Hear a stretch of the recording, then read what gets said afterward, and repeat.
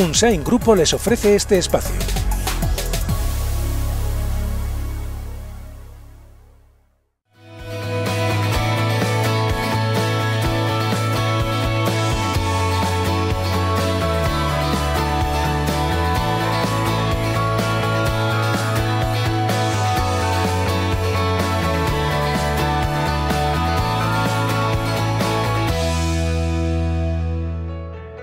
Y vamos ahora con la entrevista del día. Visita a Pamplona el autor mexicano Jorge Volpi con una novela criminal, una obra que presentaba en el Club de Lectura de Diario de Navarra. Una historia que nos lleva precisamente a un conflicto entre Francia y México, una historia de secuestro que fue retransmitida por todas las televisiones. Este tan solo es un mínimo avance de lo que va a venir a continuación. Lorca Salud, líderes en movilidad. Ya puede volver a todos los rincones de su casa gracias a nuestra silla salvaescalera. Por nuestra financiación, garantía, servicio de montaje y postventa inmediato. Lorca Salud, exposición permanente en el centro de Pamplona. Llame al 609-371-990 y solicite su presupuesto sin compromiso. Lorca Salud, su calidad de vida en buenas manos. El caso Casset Vallarta, dos personas francesa-mexicano, forman parte del entramado de esta obra, una novela criminal de Jorge Volpi, una historia de secuestradores y de corrupción a grandes rasgos. Jorge Volpi, bienvenido, muy buenas noches. Buenas noches, encantado de estar aquí. Gracias por estar con nosotros. Con todo gusto. Una historia de corrupción que nos lleva a México y que tiene dos protagonistas fundamentalmente, ¿verdad? Exactamente, es una novela basada estrictamente en hechos reales de un caso que conmocionó y sigue haciéndolo a la opinión pública en México y en Francia, menos conocido en otras partes.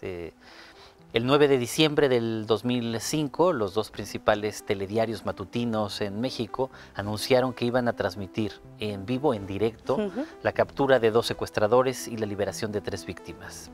Y en efecto, durante 2 horas y media apareció en televisión una espectacular operación policial que terminó con el arresto de Florence Casset, francesa, y su novio o exnovio Israel Vallarta, mexicano.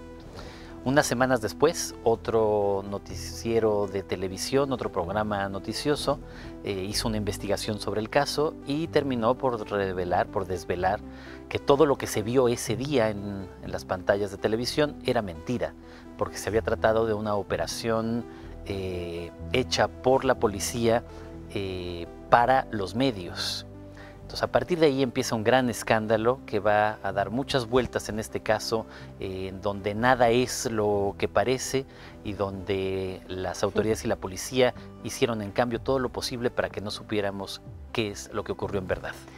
¿Y cuántos interrogantes todavía? Porque el caso sigue abierto. Sobre todo, uno se pregunta por qué se tomó esta decisión. Es una historia de corrupción. ¿Qué intereses hay detrás? Hay muchas cosas detrás. Hay desde luego probablemente una conspiración realizada por hombres de poder en México. Por otro lado, es la ambición de la policía de querer mejorar su imagen y entonces se ponen de acuerdo con los medios de comunicación para escenificar esta captura que no ocurrió así. Era una época en donde había muchos secuestros en México y querían demostrar que la policía era muy eficaz al combatirlos, pero bueno, a la larga terminó resultando contraproducente.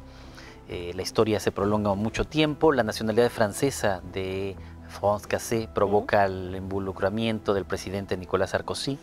Viaja a México, intenta llevársela, se pelea abiertamente con el presidente de México entonces, Felipe Calderón, y provoca que este caso pues tenga entonces todos los elementos posibles de una buena historia, una historia policíaca, también un componente de confrontación política, una historia de amor entre estos dos actores principales del drama y una conspiración detrás de todo esto. Desde luego muchos elementos para escribir una novela basada en hechos reales que parecen desde luego ficción, ¿verdad? Y que de alguna manera supusieron, ¿no? O han supuesto una convulsión importante en la sociedad mexicana. Se ha escrito mucho acerca de ello, pero todavía quedan palabras que contar.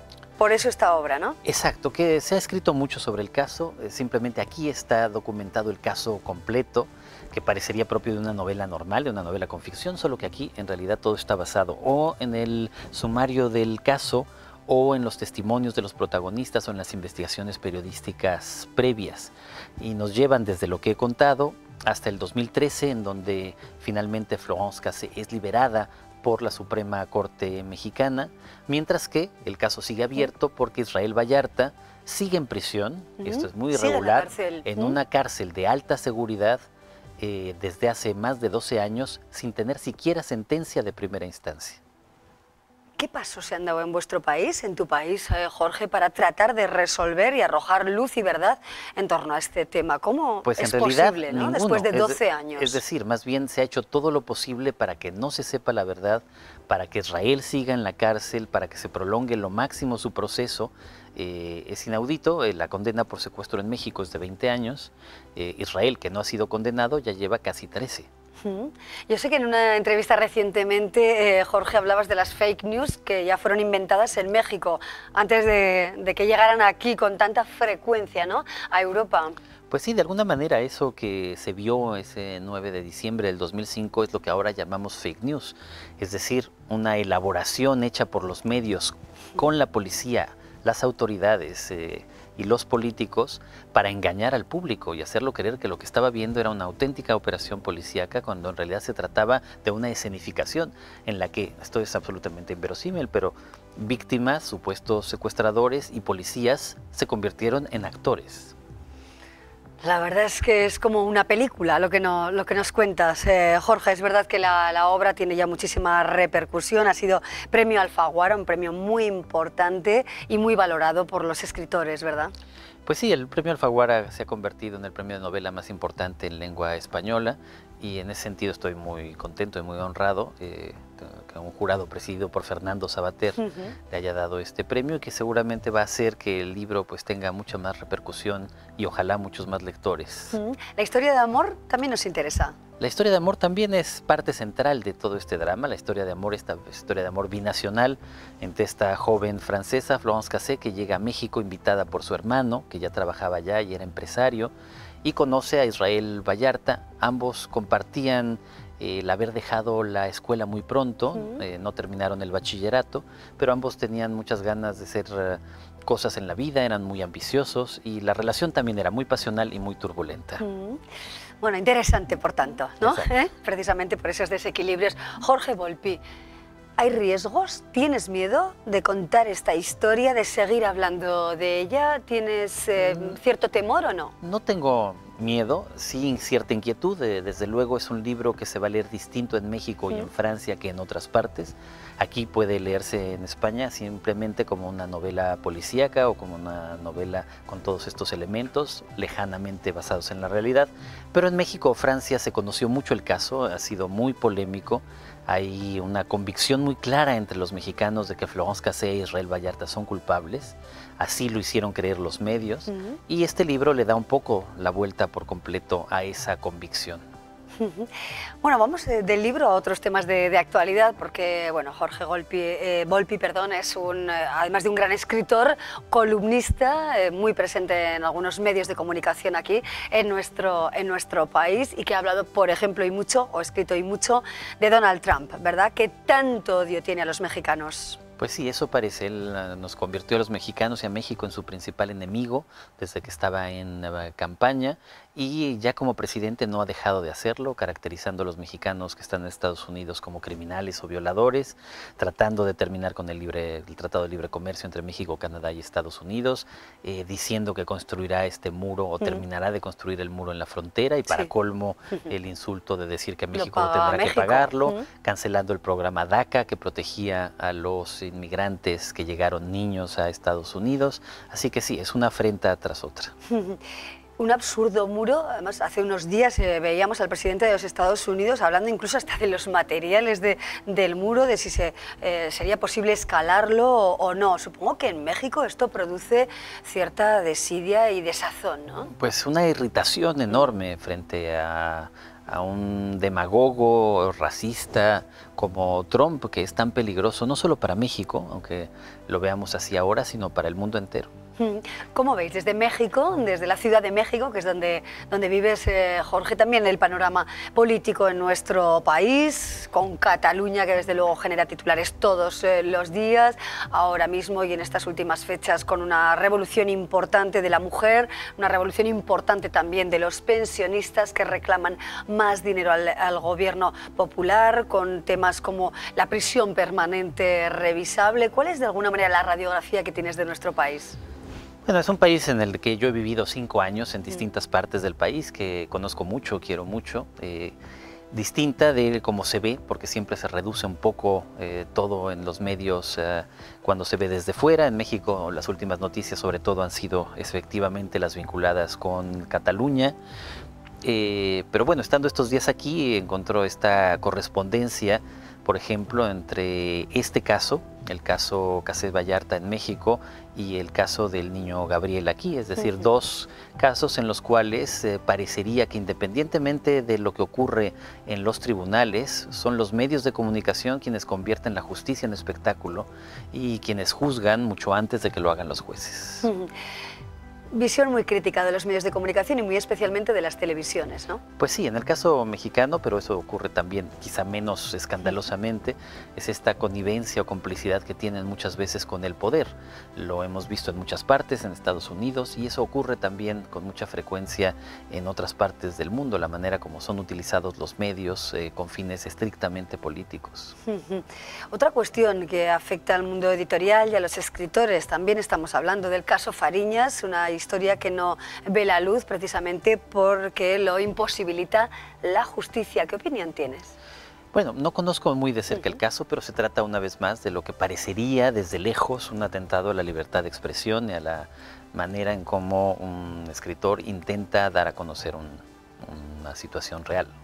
¿Todo se puede contar desde tu punto de vista? ¿También en las redes sociales? ¿De todo se puede hablar sin límites? No, la libertad de expresión, como todas las libertades que se regulan en una democracia liberal, no puede ser absoluta. Eso sería también llegar a un extremo contrario a lo que debe ser la legalidad y la norma. Por supuesto hay límites desde luego que tienen que ver con la honra de los vivos, hay límites que tienen que ver con cierta cantidad de información que debe permanecer clasificada. No de todo se puede hablar permanentemente, pero desde luego el principio básico debe ser el de la libertad de expresión. Sí. ¿Qué niveles de libertad, si se puede hablar en estos términos, tenéis ahora en México, ¿no? ¿En qué situación sociopolítica se encuentra el país? Afortunadamente, una de las pocas conquistas que logró México y los mexicanos en el 2000, cuando finalmente hubo una transición a la democracia y una alternancia en el poder, fue alcanzar una libertad de expresión bastante amplia.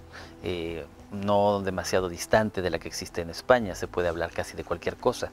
Pero en contraposición con esto, la guerra contra el narcotráfico, que ha provocado esta enorme dosis de violencia en México, ha convertido a México en el país más peligroso del mundo para los periodistas. ¿Para qué periodistas? No para los que hablan de los políticos en general o para los que se refieren a otros temas, pero sí aquellos que están reportando la guerra contra el narcotráfico, las luchas entre los cárteles o los grupos criminales y por supuesto también la corrupción que deriva de esto entre la clase política. Y ahí es donde realmente se vuelve peligroso. O sea, ser periodista... Ser periodista que está tratando estos temas vinculados al narcotráfico, por supuesto es peligroso. Nos recuerda quizá también a otros países, ¿no?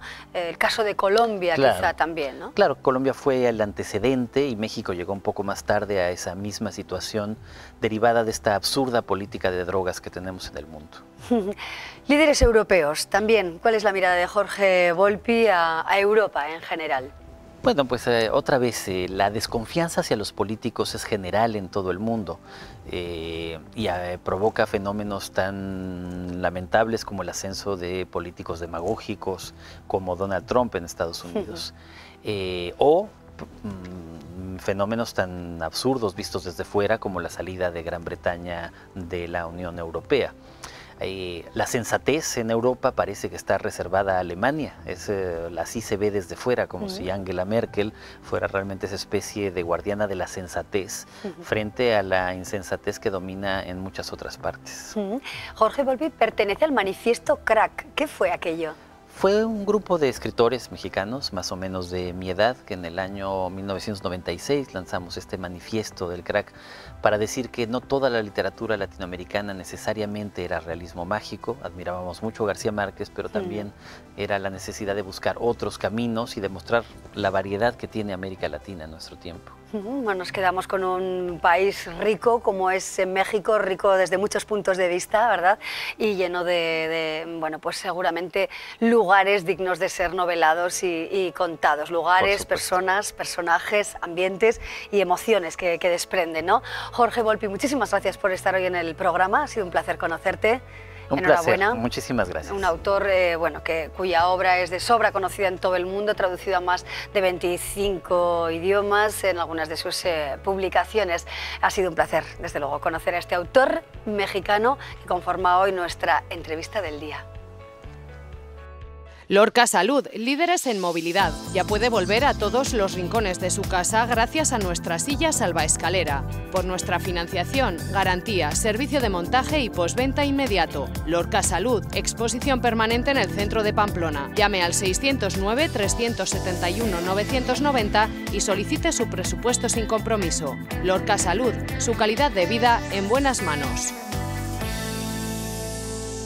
Y así llegamos al final del programa, como siempre agradeciéndole su confianza y su atención. Nos vamos con una frase que hemos seleccionado para ustedes y que hace alusión, en este caso, a las redes sociales que tanto usamos, ¿verdad? Y que seguramente hoy usaremos también para colgar algunos de los contenidos del programa. Que disfruten de lo que queda del día y volveremos muy pronto. Hasta luego.